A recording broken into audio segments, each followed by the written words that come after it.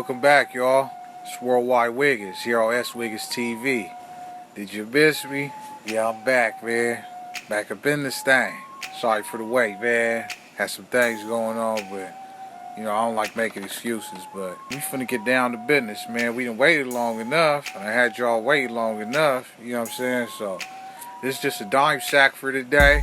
I'm just seeing y'all using my dime sack word, you know what I'm saying? But that's another story, man. But it's good, that's my boy. It's good. But, hey, this is just something quick for today, man. Stay down with me, you feel me? Dope content coming real soon, bro. You gonna see what I'm talking about, but today we gonna be talking about Rollin Bloods and neighborhood cribs that you may not have known about.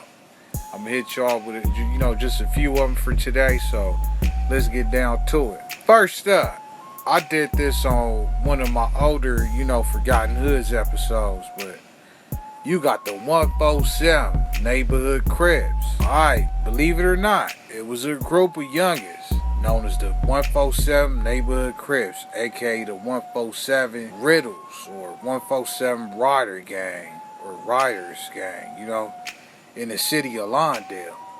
Now, according to my boy, they was frequently, hanging out in Hawthorne on at that shopping center on Rosecrans and Prairie. The one with the Popeyes and the Yoshinova. I don't really go to that ping pong restaurant, I'm not into that. But yeah, over there, it's just low key kind of ghetto over here. I think it's the North Gate, is it? But like I said, they was pretty much known as the 147 Riddlers gang, But they would also push neighborhood. They hood is actually in Lawndale, but you will see them claiming and hanging in Hawthorne. Once again, I got this from my boy, but he also told me that even though they was in Hawthorne, they'll still get into it with the Hoovers. And me knowing what I know, that the Levaduce Hoovers had a heavy presence in Hawthorne back in the days, I'm assuming they was getting into it with them. Alright, so that's one. Ooh, I got a good one for y'all, but I'm gonna put a twist on it. You got the Rollin 130s Bloods. Now, if you subscribe to my other channel, you a real wig splitter, you locked in with me. I done did this one. Or if you a wig splitter, then you remember when I did this on my old Forgotten Hoods episodes. Yes, Athens Park Bloods had, something going with the Rollin 130s. But I got a new twist today. The homie was just telling, I don't know if it's the homie from Harlem or somebody was just telling me, somebody that's real close to me, bro. If you know how many calls I got in one day, bro. That's another thing. If I missed your calls, bro, hit me, man. Don't feel no type of way, bro. Hit me, bro. It's good. But the homie was okay, so I need help with this one. Because he told me somebody that was rapping on the game documentary DVD that came out way like 20 years ago. He said that somebody that was rapping on that DVD started the Rollin 130 thing. But it's like my memory faintly remembers him saying Taco. But Taco, that's light-skinned homie from Bounty Hunters. And he was spitting. Now, he was doing his thing on that DVD. I can't take nothing from him.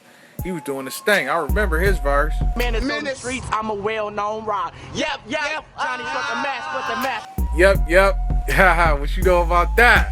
Yeah. But see, Talk, from my understanding, for Bounty Hunters. So, I don't know if he would be able to start a Rollin 130s with the Athens Parks, because they did have an Athens Park segment where they went to the Athens Park hoods and some of the G's was out there rapping Toll.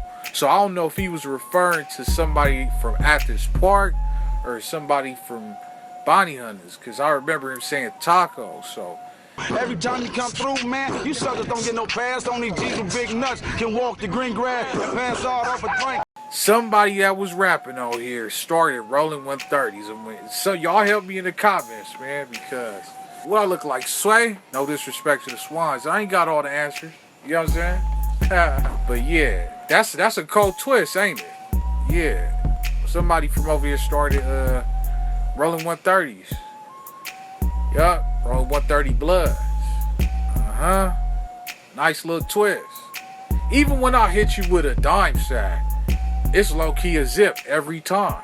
Sometimes even a P, like, oh, I didn't even know that one. Come on, man. It's Wiggins, man. It's me. Alright, let's wrap things up. Say I'm only doing a few, man.